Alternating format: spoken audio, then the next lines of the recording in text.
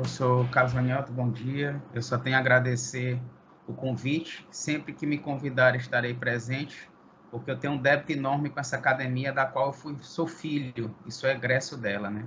Tudo que eu tenho de conhecimento hoje, inicialmente, eu devo ao EMA, pelos meus 2 cursos que eu formei aí. Eu formei Engenharia Mecânica e Matemática no ano de 2003, né? E eu só tenho a agradecer. E contribuir para esses futuros engenheiros é muito importante para mim, né? Foi o que eu não tive na minha época da academia e eu faço questão de estar contribuindo, principalmente para os alunos da academia da qual eu fui aluno, né, por anos. E a gente vai começar uma conversa bem tranquila, né, a nível de que é o sistema Confea-CREA, né, que é o sistema que perpassa a vida do profissional da engenharia. A gente precisa sair da academia já tendo um certo conhecimento do que é o sistema, das legislações, das leis que permeiam a nossa profissão enquanto engenheiros, né? O professor Ronielto já me apresentou, sou filho daí do curso de Engenharia Mecânica, formei em Matemática também na estadual, ambos no mesmo ano, em 2003, sou especialista em Tecnologia da Informação, tenho estudado bastante, estou voltando para a academia aí para fazer o mestrado na área de Engenharia da Computação e botando os estudos em dias, né? Não só o mestrado, como algumas pós que eu tenho feito e estou quase concluindo, como engenharia clínica e perícia computacional forense. Vou compartilhar minha tela aqui para a gente dar início à nossa conversa, né? Para quem não sabe, nós somos regidos por uma lei federal, que é a Lei 5.194/66, que eu digo que é a lei mais importante da engenharia, né? Atualmente, porque foi a lei que criou, né, e regulamentou a profissão de engenharia no Brasil. Então, nossa profissão de engenheiro é uma profissão regulamentada por lei, né? E aí, no momento da criação dessa lei, foi federal, né? E seus regionais, que eu vou explicar melhor mais lá na frente. E atualmente eu exerço o cargo, né, de superintendente de fiscalização do Conselho Regional de Engenharia e Agronomia do Estado do Maranhão, da qual estou lá no conselho desde 2015. Eu já passei pela assessoria técnica, já fui superintendente geral, já fui gerente de fiscalização das inspetorias e agora estou superintendente de fiscalização do CREA Maranhão, desde fevereiro de 2019. E aí nós vamos conversar um pouco quem é o CREA, né? Quem somos, né? O CREA, na verdade, é uma autarquia de fiscalização do exercício, né? Ela é dotada de uma personalidade jurídica de direito público, por isso que a gente diz que é uma autarquia federal, né? Então, com isso, ela constitui o Serviço Público Federal, né? E ela é vinculada ao Conselho Federal de Engenharia e Agronomia, tá? Antes do CREA Maranhão ser considerado uma regional, né, ele era uma inspetoria da jurisdição do Pará, até essa data aí, até 28 de junho de 1973. A partir da instituição do CREA Maranhão como uma regional, por essa resolução, nós passamos a ser mais uma regional do sistema, deixamos de ser uma inspetoria da jurisdição do CREA Pará. O que é inspetoria? Mais na frente eu vou explicar para vocês, tá? Se aqui é a estrutura do sistema Confea-CREA mútua, né? Que o sistema Confea-CREA mútua. É o Confea, Conselho Federal, o CREA, o Conselho Regional, e mútua, que é a Caixa de Assistência dos Engenheiros, né? Do nosso sistema. Isso aqui é o sistema como um todo, né? Nós temos lá em Brasília o Confea, e em cada estado temos um conselho regional, né? Justamente para ele tratar dos assuntos de sua jurisdição, né? A missão do CREA é fiscalizar, controlar e orientar o aprimoramento do exercício das atividades profissionais da engenharia, da agronomia, da geologia, da geografia, tá? Vou explicar mais lá na frente, da meteorologia em seus níveis médio e superior, no território de sua jurisdição, ou seja, somente aqui no Maranhão, tá? Então, o CREA ele tem a sua jurisdição limitada ao estado do Maranhão. Tá? Qual é o negócio do CREA? Eu sempre digo, se eu não conseguir fazer esse negócio funcionar, o profissional da engenharia ele não terá trabalho, ele não terá, né? Então, o CREA ele presta um serviço público de orientação, registro e fiscalização do exercício das profissões de engenharia, agronomia, geociências e áreas afins do Estado do Maranhão. Em benefício de quem? Por que a gente presta esse serviço de orientação, registro e fiscalização? Em benefício dos profissionais que têm registro junto ao Conselho, das empresas que também têm registro lá e da sociedade. Eu gosto muito de comentar algo nesse aspecto, quando chega nesse slide, é porque o CREA tem hoje a sua missão muito conturbada no que diz respeito ao entendimento até mesmo da sociedade. Acontece um acidente, todo mundo acha que o CREA tem que ir lá no acidente, fazer uma vistoria, verificar.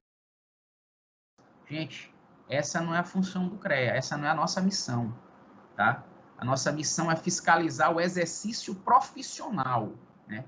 O que é isso? O que é fiscalizar o exercício profissional? É saber se aquela atividade que está sendo executada, aquela obra, aquele serviço, está sendo feita por um profissional devidamente registrado no Conselho Regional de Engenharia, tá? Tem que estar habilitado para isso, registrado, tá? Então, assim, essa que é a principal missão do CREA. O CREA não tem que fazer vistoria em prédio para ver se o prédio vai cair, não tem que fazer nada disso. O CREA, ele fiscaliza o exercício profissional. O CREA quer saber se quem está fazendo aquela atividade, aquela obra, aquele serviço, é um profissional da engenharia devidamente habilitado no Conselho, tá bom? Quais são os profissionais, né, que estão compreendidos no nosso sistema Confea-CREA mútua, né? Todo profissional, que eu vou citar agora, que após formado, precisa ter seu registro junto ao Conselho, tá? Quem são eles? Todos os engenheiros, de todas as modalidades da engenharia. Todos os engenheiros agrônomos, tá? Todos os geógrafos bacharéis, tá? Não é geografia licenciatura, é a geografia bacharel, tá? Todos os geólogos, todos os meteorologistas, todos os tecnólogos da área da engenharia e todos os técnicos em segurança do trabalho. Esses são os únicos técnicos que ainda continuam no Conselho Regional de Engenharia e Agronomia do Estado do Maranhão e também no sistema Confea-CREA. Então, qualquer profissional formado nessas áreas citadas, para que eles possam estar exercendo sua atividade, eles devem estar devidamente registrados no Conselho Regional de Engenharia e Agronomia, da qual ele quer fazer parte, tá bom? Essa é a presença do CREA, né? Esse slide, ele traz a presença do CREA no estado do Maranhão, né? O CREA, ele tem a sua sede aqui em São Luís e 16 inspetorias, né? Inspetorias foram criadas, eu ainda não estava no CREA, há muito tempo atrás, né? Com o intuito de descentralizar o trabalho do CREA, para que o profissional não precisasse, na época, se deslocar até a sede para resolver qualquer tipo de problema, né? Qualquer tipo de necessidade junto ao Conselho. E aí foram criadas essas inspetorias, que no total são 16. Pinheiro, Barreirinha, Santo Inês, Chapadinha, Bacabal, Pedreiras, Codó, Caxias, Timon, Barra do Corda, Açailândia, Imperatriz, Grajaú, Presidente Dutra, Balsas e São João dos Patos. Ao lado delas, esse númerozinho, é a quantidade de cidades que é da jurisdição dessa inspetoria, que passa a ser responsabilidade dessas inspetorias, tá? A inspetoria que a gente tem mais cidade em sua jurisdição é a inspetoria de Santo Inês, com 30, tá? Então, existem 30 municípios que está jurisdicionado pela inspetoria de Santo Inês, e por aí vai. Então, a necessidade de ter criado essas inspetorias é justamente para isso, para evitar que o profissional, que a empresa registrada, que a sociedade, quando precisasse demandar algum serviço junto ao CREA, precisasse deslocar até a sede. Imagine alguém querendo resolver algum problema no CREA, tiver que se deslocar de Balsas para São Luís, de São João dos Patos para São Luís. Então, essa foi a finalidade, né? Só que agora, com o advento do nosso sistema de informação técnica administrativa dos CREAs, que é o nosso CITAC, já não é tão necessário esses escritórios, né? E aí existem projetos para que se reduza isso, né? Aí já não depende da gente, é um ato administrativo do presidente, juntamente com o plenário, né, e seus conselheiros. Mas isso eu explico mais lá na frente. Como é que é organizado o CREA, né? Conselho da qual vocês vão fazer parte após formado, né? O CREA, ele é organizado administrativamente em estrutura básica. Quem está nessa estrutura básica? Plenário, as câmaras especializadas, a presidência e a diretoria do CREA e as inspetorias. Então, o CREA tem a sua organizado administrativamente em estrutura básica, que é composta pelo plenário, câmaras especializadas, presidência, a diretoria do CREA e suas inspetorias. E em estrutura de suporte. Quem é a estrutura de suporte do CREA? São as comissões permanentes, comissões especiais e os grupos de trabalho. E ainda tem mais a estrutura auxiliar, que é compreendida por quem? Por todos os funcionários, servidores do Conselho. Então, ele é organizado administrativamente em 3 estruturas: a básica, a de suporte e a estrutura auxiliar. E eu me encontro, juntamente com os meus fiscais da fiscalização, na estrutura auxiliar, tá? E o que é o plenário do CREA, que foi comentado lá, que faz parte da estrutura básica do Conselho, né? O plenário do CREA nada mais nada menos que é um órgão colegiado, decisório, já falei, né, que da estrutura básica do Conselho, que tem por finalidade decidir os assuntos relacionados às competências do Conselho Regional, constituindo a segunda instância de julgamento no âmbito de sua jurisdição, né? E aí, o que é o plenário? Eu vou tentar explicar aqui para vocês. O plenário, ele é um órgão colegiado, na qual ele é composto por conselheiros, né? Conselheiros esses que são profissionais da engenharia e que chegam até o plenário, né, para se reunir em câmaras especializadas.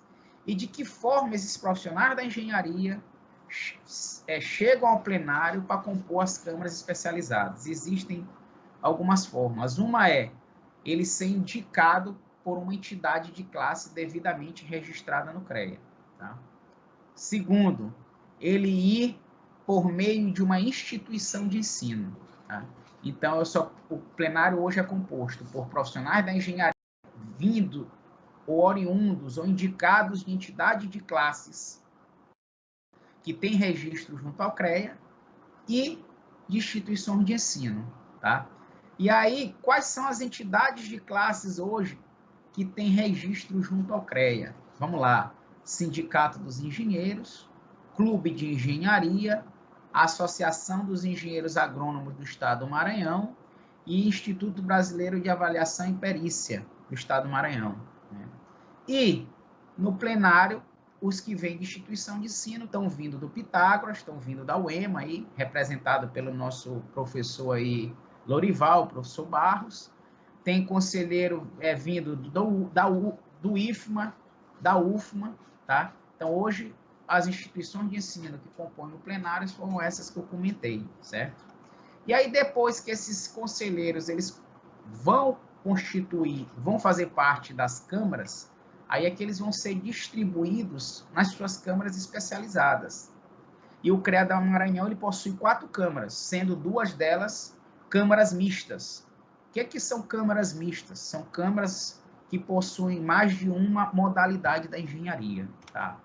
E aí a câmara mista é a Câmara de Civil, uma das, né?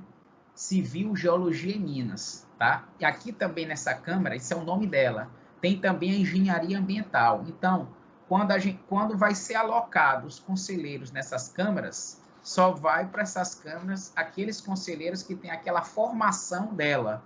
Na Câmara de Civil, Geologia e Minas, eu só posso ter conselheiros engenheiros civis, geólogos ou engenheiros de minas ou engenheiros ambientais, tá?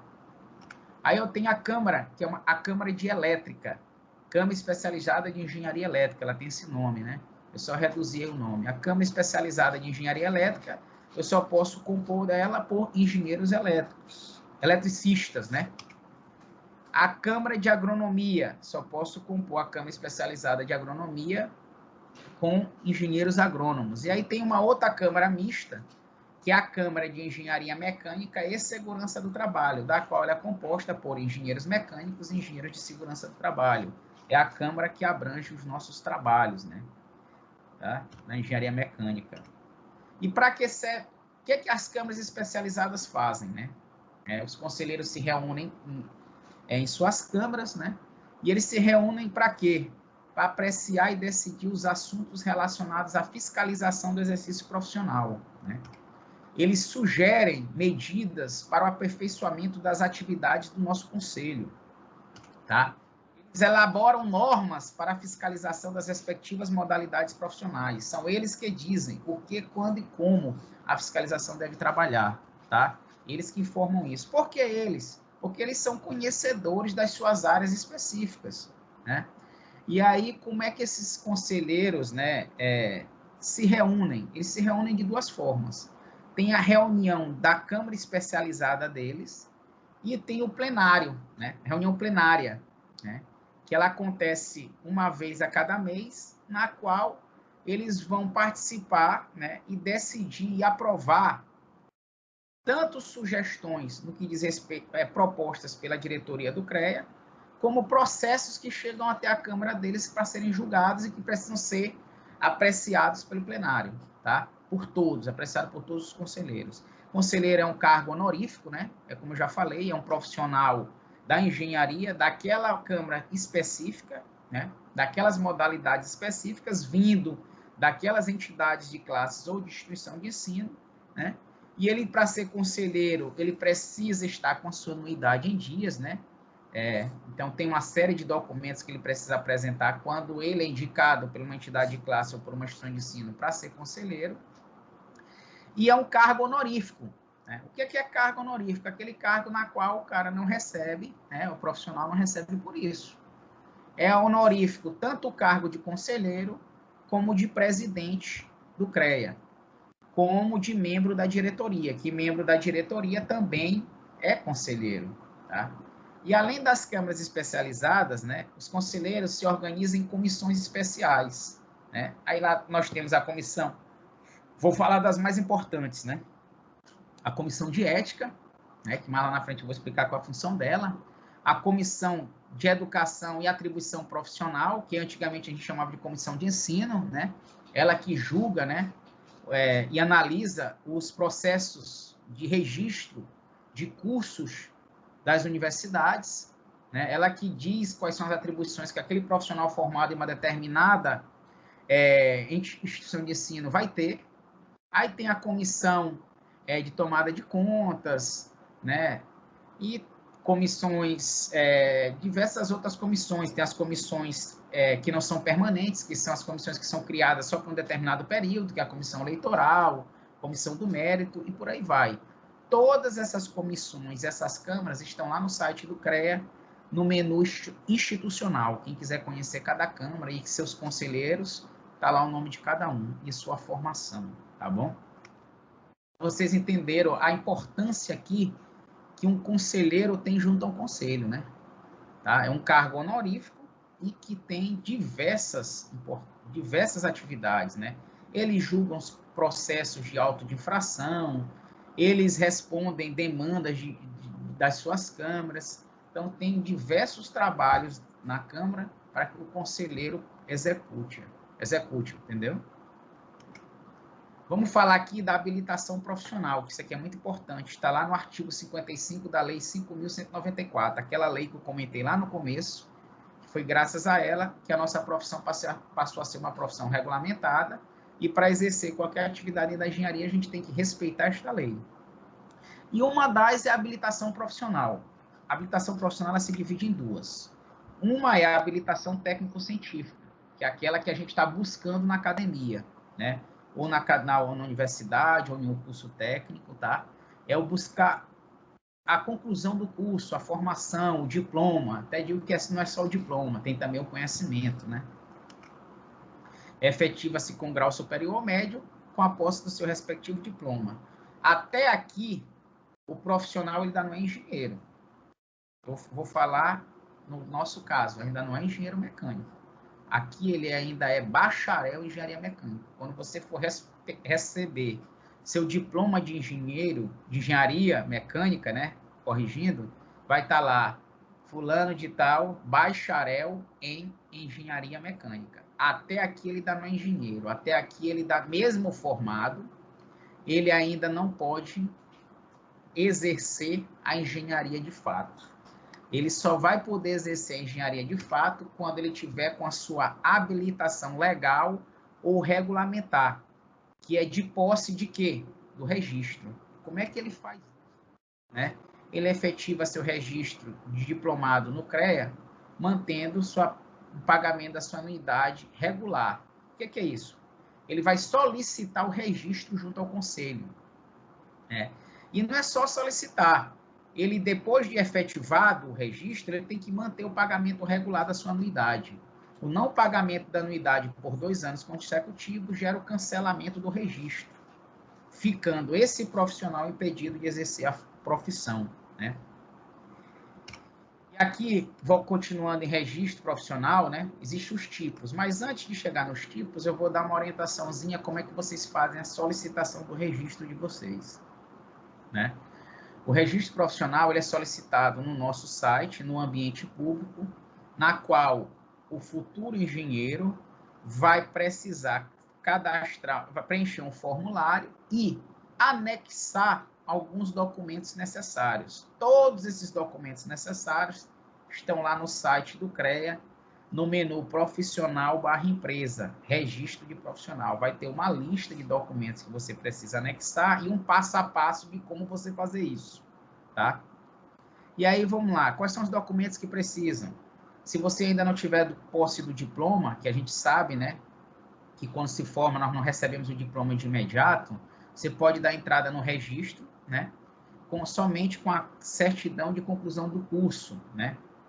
Aí tem lá, você vai ter que anexar CPF, né, título de eleitor, documento de identidade, comprovante de residência, comprovante de votação das últimas votações, certificado de reservista, caso o profissional seja do sexo masculino, histórico escolar e uma série de outros documentos, né?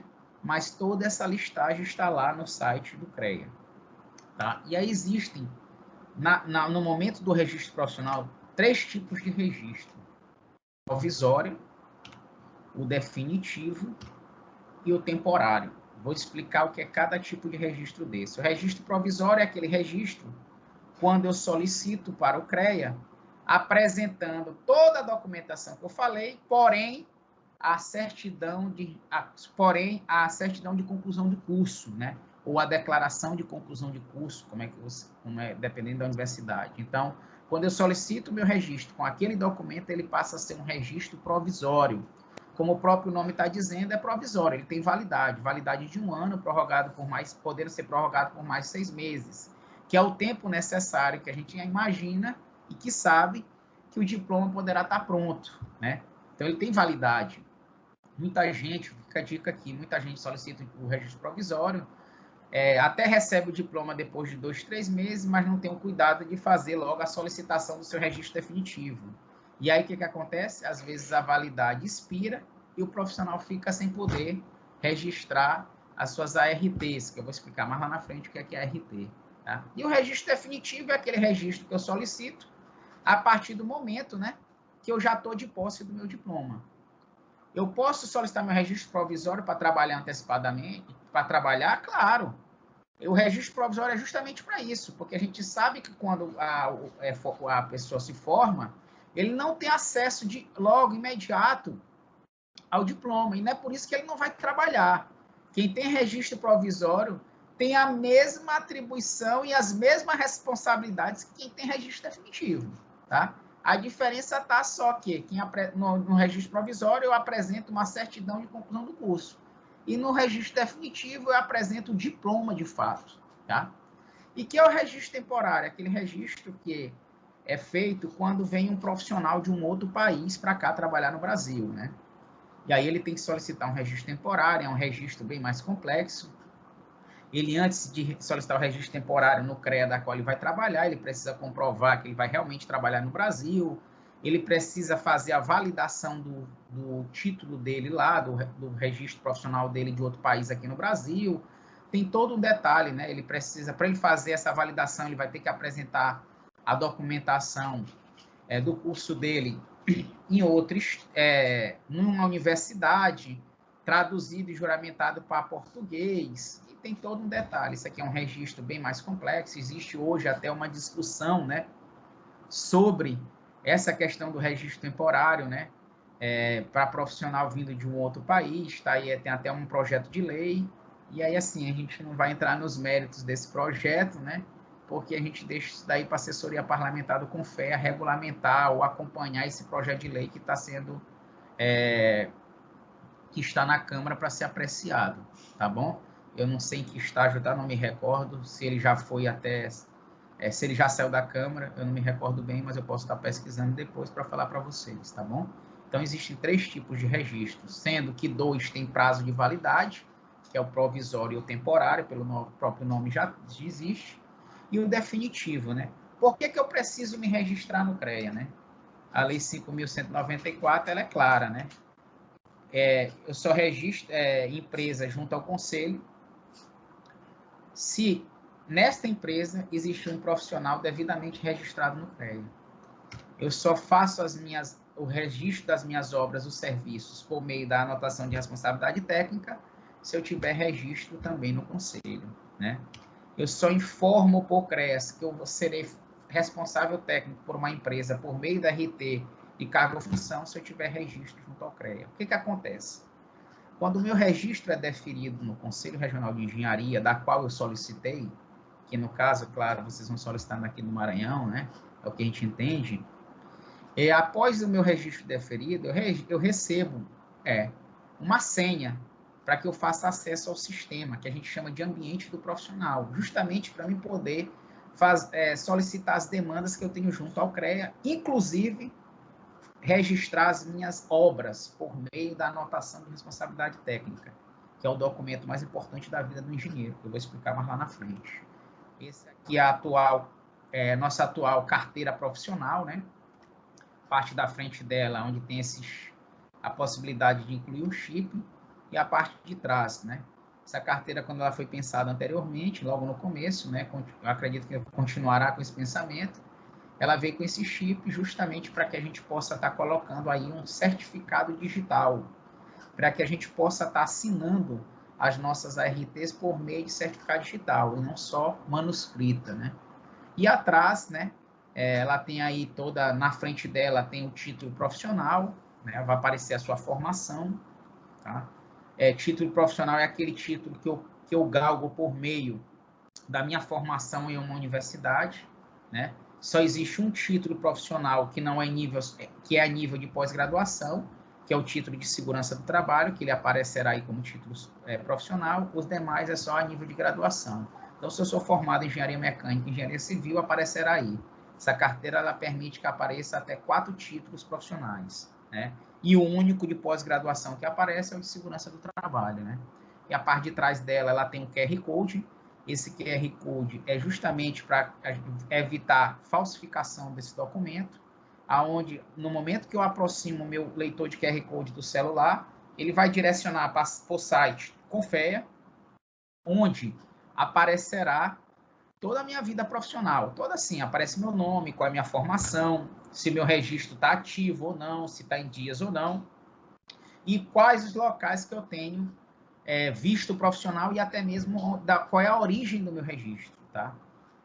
Aí você falou agora, Wesley, de visto profissional. O que é isso? Gente, eu dou entrada no meu registro profissional no Conselho Regional de Engenharia Estado do Maranhão, como eu tenho aqui.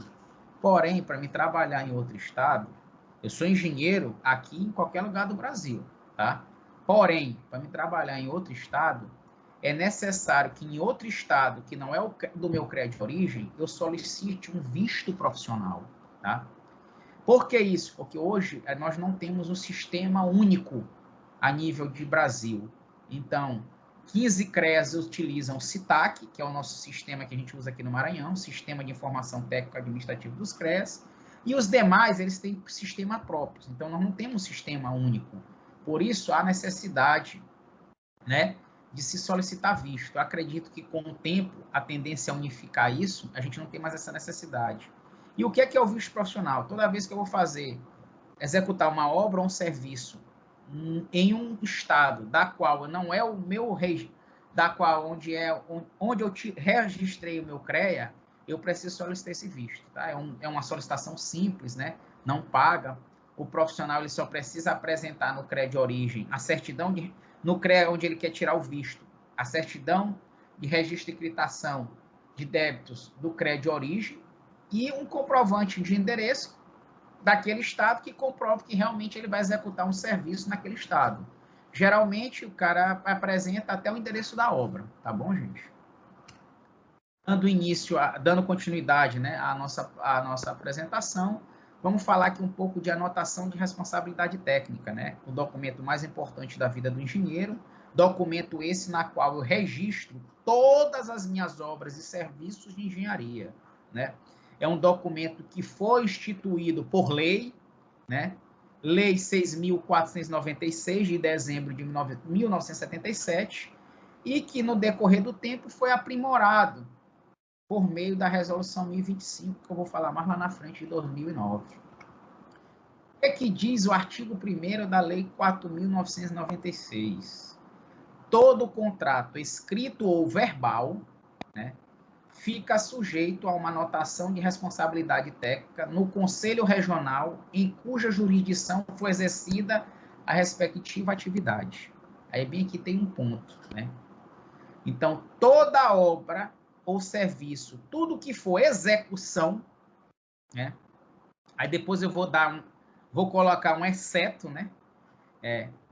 Que você for realizar, você vai ter que registrar naquele CREA onde você vai executar, né? Que você vai executar, quer seja obra, quer seja serviço. Porém, existem algumas exceções, tá? Tipo, projeto. Projeto, eu posso tomar conhecimento dele, do que eu vou projetar, e vir para cá para o meu estado, sentar aqui no meu escritório e fazer. Então, como é uma atividade que eu posso ir lá, em outro estado, tomar conhecimento e produzir aqui no Maranhão, eu posso registrar aqui no CREA do Maranhão, tá? Outra coisa que eu posso tomar conhecimento e vir fazer aqui, uma perícia. Eu posso ter sido contratado para fazer uma perícia em uma máquina, né? Lá no estado do Ceará. E trazer para cá para produzir o laudo. A RT daquele laudo, eu posso registrar aqui no CREA do Maranhão. Agora, se vocês forem executar a obra, é diferente. Exemplo, eu vou fazer uma caldeira, né, lá no Porto de Pecém, no Ceará. Eu não tenho como registrar essa RT aqui. Primeiro, porque eu vou executar essa obra lá, de fato, eu tenho que acompanhar. Então, eu tenho que registrar no CREA do Ceará. E, para isso, eu vou ter que solicitar meu visto profissional, tá? Então, assim que funciona essa questão. A RT hoje é um instrumento formal.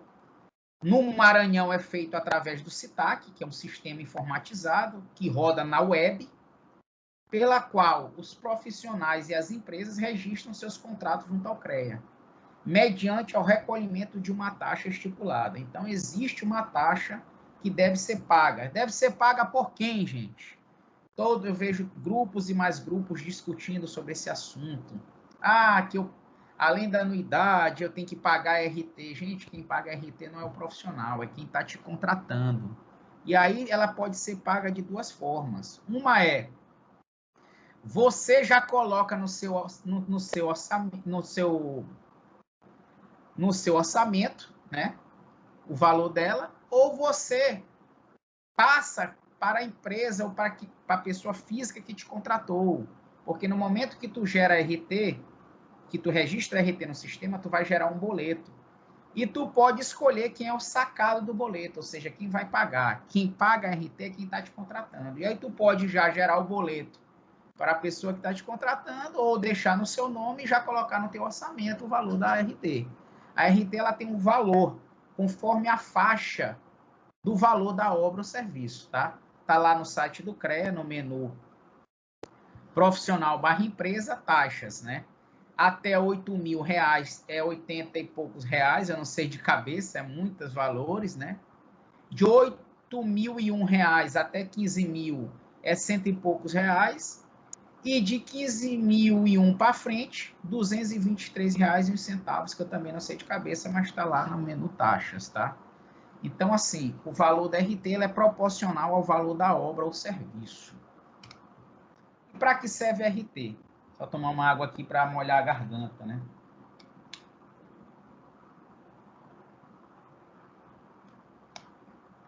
A RT, ela serve para quê? O nome é anotação de responsabilidade técnica. Se vocês atentarem para o nome, vocês vão ver o tanto de importância que ela tem, né? Para que serve? Ela é uma forma de defesa dos direitos autorais.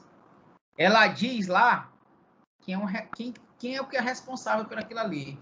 Sou eu quem estou fazendo aquele projeto. Sou eu quem estou acompanhando aquela obra ou serviço. Então, ela é uma forma de defesa dos direitos autorais.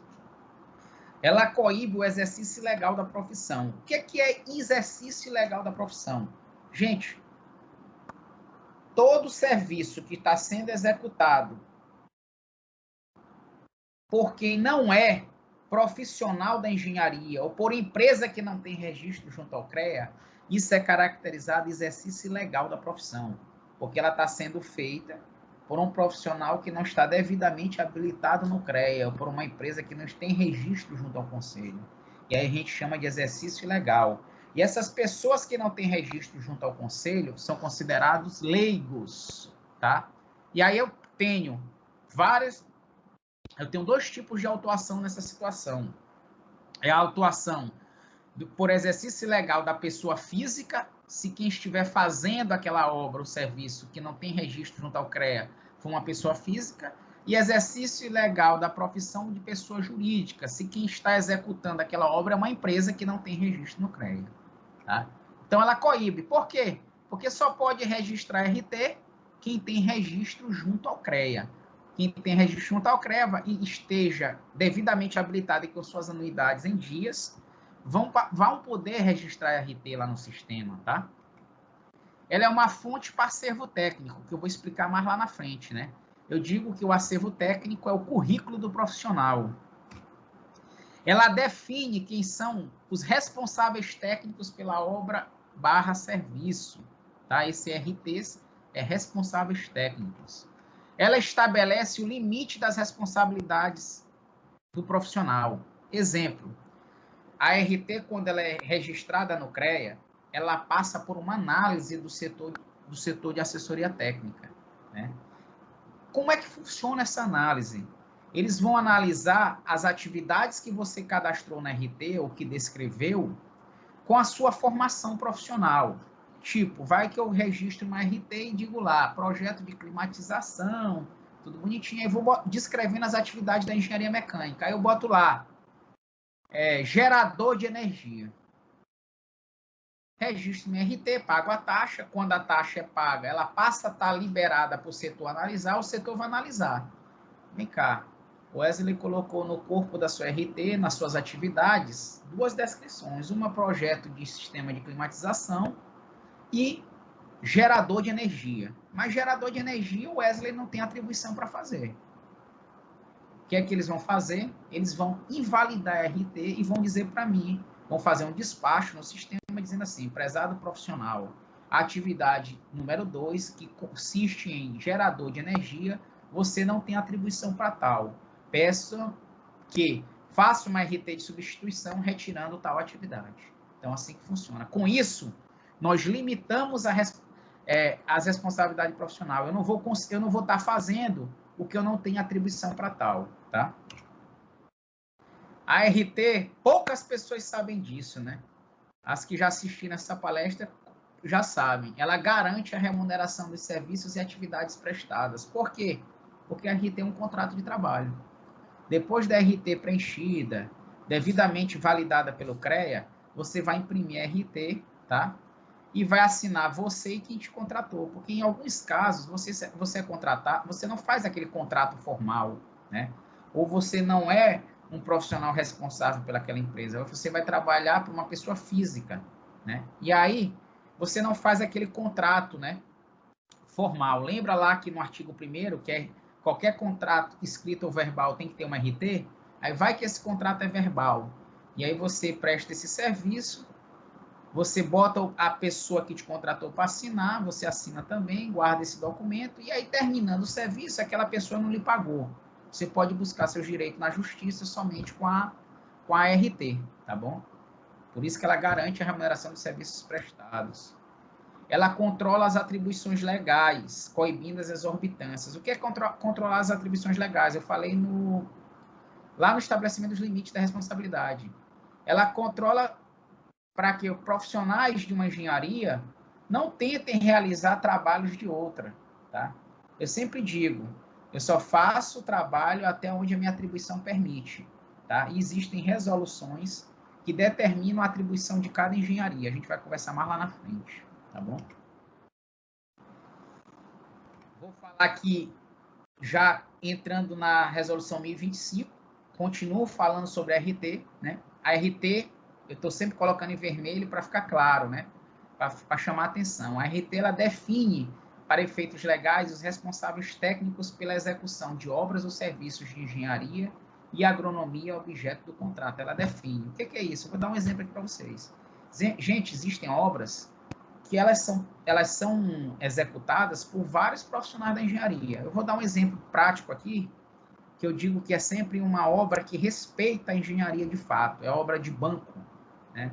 Se você observar uma obra de reforma, uma obra de construção de uma agência bancária, geralmente tem na plaquinha tem 3 profissionais responsáveis, no mínimo, né? O engenheiro civil, pela parte civil, o engenheiro mecânico pela parte de sistema de climatização, escada rolante, portas e outras, né? E engenheiros eletricistas na parte de instalações elétricas, tanto de baixa como de alta tensão e até mesmo de geradores. Então, aí, uma obra como essa, ela vai ter que ter uma RT de cada profissional de cada atividade, né? Para quê? Porque ela determina quem são os responsáveis técnicos pela execução daquela obra dentro de cada modalidade, né? A parte civil, a parte mecânica, a parte elétrica. Então, ela define quem são os responsáveis técnicos, tá?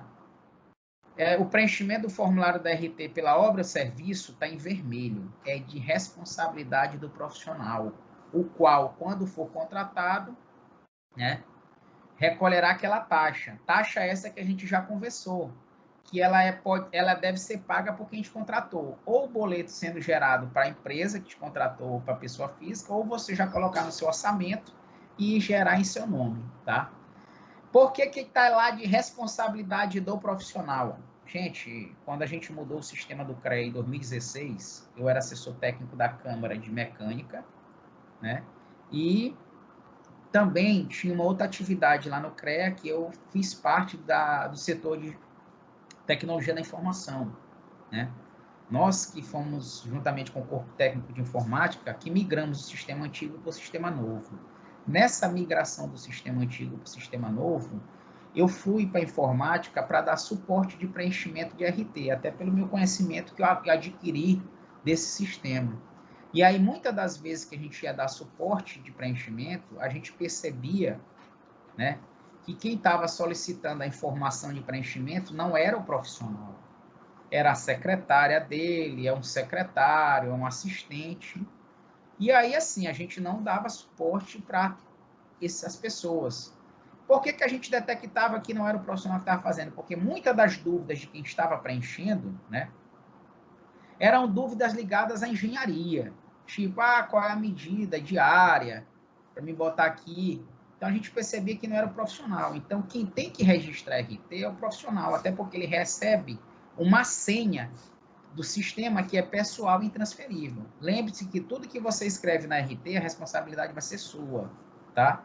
Então, o preenchimento do formulário de RT por meio do sistema é de responsabilidade do profissional. Não atribuam isso por seus assistentes, por seus secretários, por suas secretárias, tá bom? Por isso eu deixo em vermelho. O desempenho de cargo ou função técnica, né? Seja por nomeação ocupação ou contrato de trabalho, tanto entidade pública ou privada, obriga que o profissional registre uma anotação de responsabilidade técnica no CREA, né, em cuja jurisdição foi exercida a devida atividade. Essa anotação de responsabilidade técnica por ocupação de cargo ou função técnica é chamado a RT de cargo ou função, tá? Eu preciso, quando eu estiver trabalhando num órgão público, se eu estiver exercendo a engenharia, eu preciso informar ao CREA que eu sou responsável técnico pelo aquele órgão, dentro da minha engenharia, tá? Uma empresa, para ter registro no CREA, ela precisa ter um profissional em seu quadro técnico, mesmo ele sendo dono da empresa. Então, ele também tem que registrar uma RT de cargo ou função, tá? É bem aqui nessa RT que nós buscamos incansavelmente fazer com que as pessoas respeitem a Lei 4.950-A, que é a lei do piso salarial, a lei que diz lá qual é o piso mínimo, o valor mínimo que o profissional deve receber para aquela carga horária que ele vai exercer, tá? Então, é bem aqui que a gente analisa a RT de cargo e função, quando ela chega lá no CREA, que está infringindo o piso salarial, ela não é validada, ela é invalidada, tá bom? Nós temos feito um trabalho muito grande também de buscar judicialmente esse direito junto aos órgãos públicos, que fazem concursos com salários que vocês já conhecem aí do mercado, muito abaixo do que realmente a gente precisa receber. Eu sempre digo que é 5 anos estudando engenharia mecânica, no mínimo, para começar. E não é um curso fácil. Então, a gente precisa nos valorizar. Então, infelizmente, algumas vezes acontece de o profissional fazer um contrato formal com a empresa e dizer que ele vai receber tantos reais. E esses tantos reais, ele está respeitando o piso salarial, porém ele vai lá e recebe menos. Aí já é um problema do profissional, tá? Ele assinou um documento dizendo que está recebendo X e vai receber X menos 2, tá? Não façam isso. Eu nunca trabalhei abaixo do piso salarial. Foi muito difícil me formar em engenharia mecânica, então eu respeito muito isso, né? É a minha valorização enquanto profissional da engenharia. Eu sou superintendente de fiscalização do CREA, eu recebo o piso salarial, tá? Da função de superintendente como engenheiro, tá bom? Aí tem a questão de quando é que a RT é considerada nula, quando é que a gente invalida. Eu trouxe aqui alguns exemplos, né? Que a RT, quando é que ela pode ser invalidada, né? Quando lá no momento da análise, a gente verifica a inexatidão de quaisquer dados. Quando, no momento da análise, a gente verifica a incompatibilidade entre as atividades técnicas desenvolvidas e as atribuições daquele profissional. Foi o exemplo que eu dei lá atrás, né? Eu tento fazer uma RT e coloco lá nas atividades alguma atividade que eu não tenho atribuição, que foi o caso lá do gerador de energia, né? Acontece muito. O profissional descreve várias atividades, adiciona várias atividades no momento de preencher a RT, e aí lá no meiozinho a gente descobre que tem alguma atividade que não faz parte da atribuição dele, aí ela é invalidada. Acontece muito de outros profissionais tentarem fazer projeto de climatização. Gente, projeto de climatização é uma atividade específica à engenharia mecânica. Somente nós, engenheiros mecânicos, temos essa atribuição, tá? Quando for caracterizado o exercício legal da profissão em qualquer uma de suas formas. No momento que eu tento fazer algo que eu não tenho atribuição, eu estou tentando exercer de forma ilegal a profissão. É um exemplo. Então, quando a gente detecta exercício legal da profissão em qualquer uma de suas formas, tá? A gente invalida essa RT. E toda invalidação de RT, o profissional ele recebe o despacho com a justificativa da invalidação, para que ele possa fazer a correção da mesma, tá bom? Nós vamos falar aqui o que é caracterizado exercício ilegal da profissão. Gente, isso está no artigo 6º da Lei 5.194, tá? É uma resolução importantíssima na nossa vida. Eu digo que é o livro que eu consulto, né? É a lei que eu consulto constantemente, né? Não só essa como as outras, para a gente ter acesso. Ela tem mais de 84 artigos, eu não sei bem de cabeça quantos, e tudo que permeia a nossa profissão inicialmente está nela. E como é que e de que forma é caracterizado o exercício legal da profissão de engenharia, da agronomia e das geociências? Quando uma pessoa física ou uma pessoa jurídica tentar realizar atos ou prestar serviços públicos ou privados reservados aos profissionais que tratam essa lei, sem possuir registro junto ao Conselho. Tá? Vocês estão vendo aí que tanto faz pessoa física como pessoa jurídica, porque ambos têm que ter registro junto ao CREA. Eu, enquanto profissional, e a empresa, enquanto empresa registrada no Conselho. Tá? O profissional que se incumbir de atividades estranhas à atribuição discriminada em seu registro. Então, um exemplo. Eu registro uma RT aqui de sistema de climatização, e aí o fiscal do CREA passa na obra, e eu estou tomando conta, além da execução do sistema de climatização, da parte civil. Então, eu não posso. Então, eu estou realizando atividades estranhas à minha atribuição. Com isso, eu estou exercendo também, mesmo formado, exercício legal da profissão, porque eu estou trabalhando, acompanhando uma atividade que não está dentro da minha atribuição profissional. Eu vou falar de atribuição mais lá na frente. Eu trouxe a resolução que trata da nossa atribuição enquanto engenheiros mecânicos. Né? O profissional que emprestar seu nome a pessoas, firmas, organizações ou empresas, executoras de obras e serviços sem sua real participação nos trabalhos delas. Gente, isso aqui é extremamente importante. Isso aqui era para estar até em vermelho. Né? O que é emprestar seu nome? É você registrar uma RT de execução de uma obra e nem aparecer lá na obra. Tá? Isso aqui a gente chama comumente de profissional canetinha, né? Até um nome chato, não gosto muito nem de falar nisso, mas é o que acontece, que é aquele profissional que só assina a RT e não participa da execução dela, tá? Gente, obras e serviços, o profissional que registra a RT, ele tem que participar efetivamente dessa execução. Porque vai que acontece alguma coisa lá naquela obra, o responsável por que acontecer é você, tá? Não esqueça disso. Nunca façam isso. Depois que eu fui trabalhar no CREA, eu não tive mais possibilidade e disponibilidade para acompanhar obras. Então, eu não registrei mais a RT de execução. As únicas RTs que eu ainda registro no CREA são as RTs de perícias que eu faço, de laudos periciais. Por quê? Porque laudo pericial eu vou lá, tomo conhecimento dos fatos, escrevo no meu escritório e pronto. Mas execução sem acompanhar, eu não registro. Aí o cara chega para mim, não, meu amigo, é só aqui pro seu amigo, faz uma RT. Não, não. Se eu não tiver como ir lá, tomar conhecimento e acompanhar, eu não registro.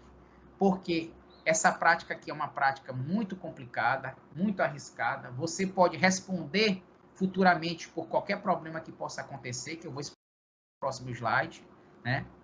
E não queira fazer isso. E aí você vai responder no CREA por uma prática chamada prática de acobertamento, que é registrar a obra e serviço sem acompanhar. E aí essa prática ela é julgada por uma decisão normativa chamada Decisão Normativa 111, né? E aí existem diversas responsabilidades que você vai estar sujeito, né? Praticando dessa forma. Então, nunca façam isso. Não tem como acompanhar, não registre. Gente, não tem dinheiro que pague a liberdade do ser humano, tá? O exemplo mais prático disso aqui, recente, né, é Brumadinho. Vejam quem foi primeiro preso, né? Foram os profissionais que anotaram as responsabilidades e, infelizmente, foram os primeiros a serem presos, né? Sem até mesmo um julgamento mais correto do fato, tá? Nunca façam, nunca assinem coisas que vocês não vão acompanhar e que vocês não concordem, tá? Eu sempre digo, o profissional da engenharia, quando ele erra, ou quando ele é imperito, ele está sujeito a responder pela morte de diversas pessoas. Quando é considerado outra forma de exercício legal, quando o profissional está suspenso do seu exercício e continua em atividade. Deixa eu dizer aqui para vocês as duas formas de suspensão de registro. Uma é quando ele solicita porque ele quer, eu não estou trabalhando por alguns... Eu estou parado por um tempo, para que eu não tenha esse custo com a anuidade, eu tenho o direito, por resolução, por legislação, né, de solicitar a suspensão do meu registro profissional. Tá?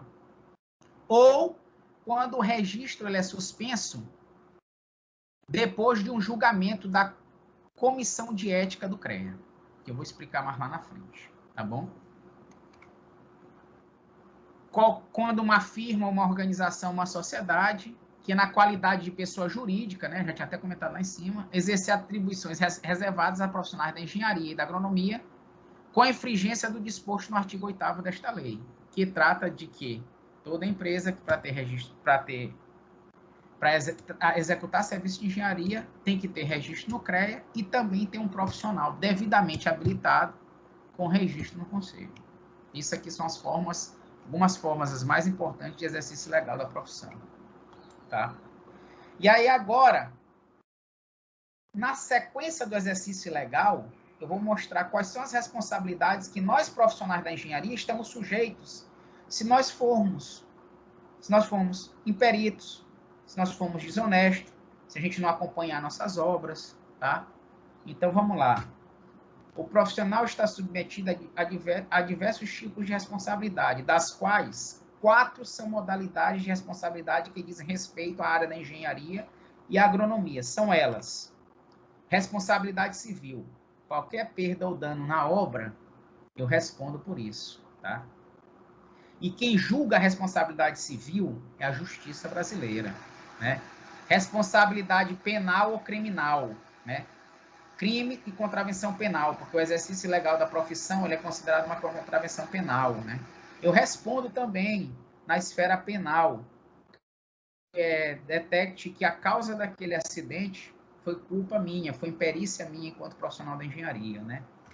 Eu respondo, nesse caso da responsabilidade penal ou criminal, quem responde, a gente responde perante a Justiça brasileira. A responsabilidade técnica ou ética ou profissional, né?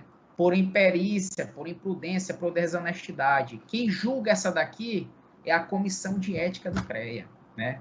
Existe uma resolução, a 1002, que trata do Código de Ética Profissional. Vocês precisam conhecer. Existe a resolução 1090, que julga a má conduta do profissional. Eu sempre digo, nunca queiram responder por essas responsabilidades, tá? E uma responsabilidade que é a responsabilidade trabalhista, que o profissional responde de 2 formas. Uma, se ele for o próprio dono da empresa, né? Se ele não pagar os encargos de direito dos profissionais, a previdência social, e o outro, se ele for um engenheiro de segurança do trabalho, ele responde pela segurança do trabalhador, tá? Então, essas são as responsabilidades que os profissionais estão sujeitos, caso eles se tornem peritos, imprudentes, não exerça engenharia respeitando as normas técnicas vigentes, tá? Então, nunca queiram, gente, passar por isso. Isso aqui é um processo complexo. Eu sempre confesso, boto esse slide na minha apresentação como forma de orientação para o profissional. O profissional ele tem que ser ético e responsável, tá? Vou falar aqui do acervo técnico, né? Que foi falado na resolução 317, ele também está mais bem claro na resolução 1025, que ela fala tanto do acervo técnico como da RT. O que é o acervo técnico do profissional, que a gente chama lá no CREA de certidão de acervo técnico, mais conhecida como a CAT. É toda a experiência profissional por ele adquirida ao longo de sua vida profissional, compatível, claro, com as suas atribuições, desde que anotada a respectiva responsabilidade técnica nos conselhos regionais de engenharia e agronomia que ele exerceu aquela atividade. O que é isso? Vamos lá. Eu registro as RTs dos trabalhos que eu fiz. Eu baixo essas RTs depois que o contrato termina, ou que a obra ou que o serviço termina, né? Ou baixo quando eu também vou me ausentar, né? Eu solicito a baixa quando eu também vou me ausentar daquele serviço antes dele ser concluído. E aí eu preciso comprovar a minha capacidade técnica, né? Geralmente, esse certidão de acervo técnico, ela é solicitada em processos licitatórios, gente, tá? Porque é obrigatório pela Lei 866/93. Então, todo processo licitatório que envolve obras e serviços de engenharia é solicitada essa certidão de acervo técnico. E só quem pode ter são os profissionais da engenharia. E profissionais esses que registram realmente os seus trabalhos por meio das ARTs e que solicitam a baixa delas. Ou também tem a modalidade da certidão de acervo técnico, que é a parcial, que eu solicito só parte daquele trabalho que ainda está em execução e que já foi executado, tá? Então, eu sempre digo que a RT, cada serviço que eu registro da minha RT, é como se fosse um curso que eu estivesse fazendo para o meu currículo. E quando eu preciso dessas ARTs, que eu solicito a certidão de acervo técnico, eu estou montando o meu currículo de fato, tá bom? Então, isso aqui é muito importante. Muitas empresas contratam profissionais com base no seu acervo técnico, porque é o que a licitação vai exigir, tá?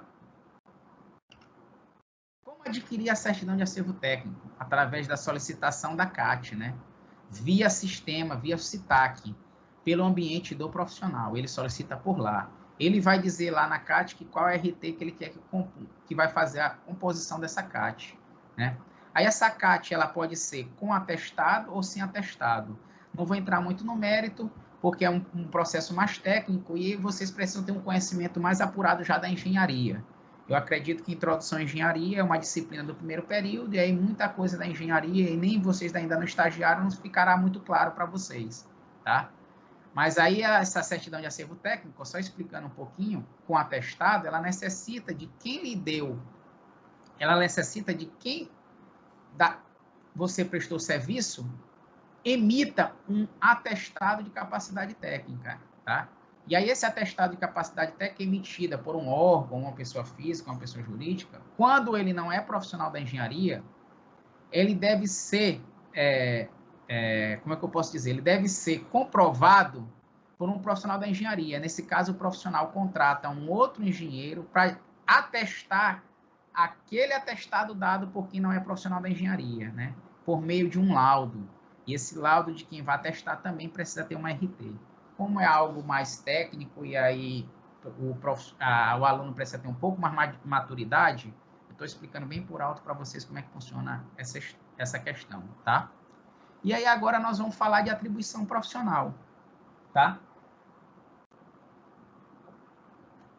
No caso da engenharia mecânica e de uma série de engenharias, né, que surgiram até 1973, a resolução que trata das atribuições é a resolução 218. No nosso caso, da engenharia mecânica, engenharia civil, uma série de engenharia agronômica, né, engenharia elétrica, né, todas elas têm suas atribuições, e outras engenharias têm suas atribuições pautadas na resolução 218 de 1903, tá? Ela discrimina as atividades das diferentes modalidades da engenharia e agronomia, né? No seu artigo 1º, ela diz o seguinte: para efeito de fiscalização do exercício profissional correspondente às diferentes modalidades da engenharia e agronomia em nível superior e médio, ficam designadas as seguintes atividades. Vamos lá. O artigo 1º, gente, vai descrever 18 atividades que são comuns a todas as engenharias. Mas lá na frente eu vou explicar onde é que está a diferença, né? Vamos ver as atividades que a gente podem fazer enquanto engenheiros, né? Supervisão, coordenação e orientação técnica, né? Atividade 1. Atividade 2, estudo, planejamento, projeto e especificação. Estudo de viabilidade técnico-econômica. Eu posso fazer assistência, assessoria e consultoria. Eu posso dirigir obras e serviços técnicos, né? Posso fazer vistorias, perícias, avaliações, arbitramento, laudo e parecer técnico, né? Eu posso desempenhar um cargo e função técnica em uma empresa, em um órgão público. Eu posso ensino, pesquisa, análise, experimentação, ensaio, divulgação técnica e extensão, aí enquadra os professores. Elaboração de orçamento, né? Padronização, mensuração e controle de qualidade. Execução de obra ou serviço técnico. Fiscalização de obra ou serviço técnico. produção técnica e especializada, condução de trabalho técnico, condução de equipe de instalação, montagem, operação, reparo ou manutenção, execução de instalação, montagem e reparo, operação e manutenção de equipamentos e instalação, e execução de desenho técnico. Todas essas atividades, todas as engenharias fazem, mas, vamos lá, vamos para o artigo que trata da engenharia mecânica, né? Compete ao engenheiro mecânico ou o engenheiro mecânico de automóveis, ou engenheiro mecânico de armamento, ou engenheiro de automóveis, ou engenheiro industrial na modalidade mecânica. Aí tem engenharia que eu acho que nem existem mais, né? Que essa é a resolução de 1973. Compete aos engenheiros mecânicos o quê? Vamos lá. O desempenho de todas aquelas atividades da 1 a 18 do artigo 1º dessa resolução, só que ligados ou referentes aos processos mecânicos, à máquina em geral, a instalações industriais e mecânicas, equipamentos mecânicos e eletromecânicos, veículos automotores, sistema de produção, de transmissão e de utilização do calor. Aí vem uma atividade que é específica a nós, sistema de refrigeração de ar-condicionado. Vocês só vão ver isso no artigo 12º da Resolução 218. E todos os seus serviços afins e correlatos. Então, eu posso realizar todas aquelas 18 atividades, desde que estejam realmente ligadas às atividades que foram citadas aqui, né? As atribuições que foram citadas aqui no artigo 12º da Resolução 218. E as outras engenharias também têm seus artigos, tá? Então, aqui estão nossas atribuições enquanto engenheiros mecânicos, tá? Eu trouxe aqui alguns campos de atuação, né, da engenharia mecânica, que eu tenho um certo conhecimento, né? Até para abrir um pouco a mente de vocês, tem uns que eu não citei aí, mas eu vou citar oralmente.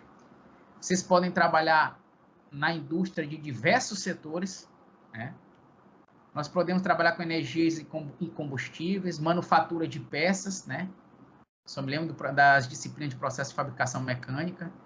No desenvolvimento de máquinas e equipamentos, isso aqui é importantíssimo, principalmente no que diz respeito à proteção de dispositivos, muito legal, uma área legal de trabalhar na engenharia mecânica. Automação e robótica. Nós podemos trabalhar na indústria da hidráulica e da pneumática, né? Nós podemos dar consultoria. Gente, tem um ramo muito interessante hoje na engenharia mecânica, que eu conheci há 3 anos, que é o ramo da perícia, né? Eu realizo perícias, eu sou perito judicial ad hoc. O que é isso? Eu sou convidado, eu sou nomeado pelo juiz para fazer perícias na área da engenharia mecânica, né? Eu tenho feito muitas perícias, principalmente na área de veículos automotores, né? Automotivos, e é uma área muito interessante da engenharia, na qual tu não tem patrão. O patrão é você mesmo. Por que eu digo isso? Porque o juiz, quando ele vai te nomear, ele te pergunta qual é o valor que tu vai cobrar para fazer aquela perícia, quando é que tu vai fazer a perícia. Então, eu digo que o patrão sou eu mesmo, né? Tem uma área legal, né, que é o ramo da perícia. Inclusive, eu estou produzindo até palestras nessa área, para que eu possa estar divulgando ou compartilhando as minhas experiências na área da perícia. Muito interessante, tá, gente? Né? A gente trabalhar nessa área. Aqui eu trouxe alguns campos de atuação, né? Tem mais de profissionais da nossa área da mecânica, pelo conhecimento que eu tenho da área. Aqui são algumas legislações que eu comentei no decorrer, né, da nossa apresentação, né? Isso aqui não é nada perto do que a gente tem de legislação, né? Se vocês entrarem no site do Confer, vocês vão ver que a nossa profissão é regida por lei, decreto-lei, decisões plenárias, decisões normativas, resoluções. São diversas legislações. Isso aqui é o mínimo necessário que vocês precisam conhecer. E eu aconselho que vocês tenham sempre em mente lendo. Nós, engenheiros, precisamos saber as legislações que permeiam a nossa profissão. Tá bom? Links importantes que eu acho interessante vocês terem conhecimento, que é o do site do CREA Maranhão. Lá nós temos muitas coisas. Lá vocês têm acesso, né, às principais notícias. O link do Conselho Federal. que eu utilizo muito para consultar as legislações. Eu sempre uso legislação de lá, porque lá as legislações estão atualizadas. Se elas tiverem algumas revogações, já aparecem para nós, né? Muito obrigado, né? Esse é meu cargo atual no CREA, meu e-mail corporativo. Esse é meu Instagram, que eu estou me organizando para produzir matérias e assuntos ligados à engenharia. Deixo o meu muito obrigado aí para o professor Carlos Roniel, a professora Amália, ao diretor do curso de Engenharia Mecânica. Estou sempre à disposição desta academia, tá? Eu tenho um débito muito grande com a academia, porque eu sou filho dela. Tudo que eu aprendi no começo da minha vida profissional, eu aprendi nessa academia. Eu estou sempre à disposição, sempre mesmo. Eu sou sempre grato por essa academia. Muito obrigado mesmo. Eu fico agora à disposição do professor Carlos Roniel.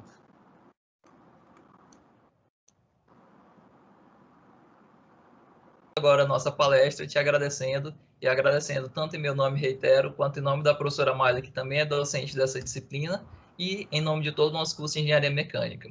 Muito obrigado, Wesley.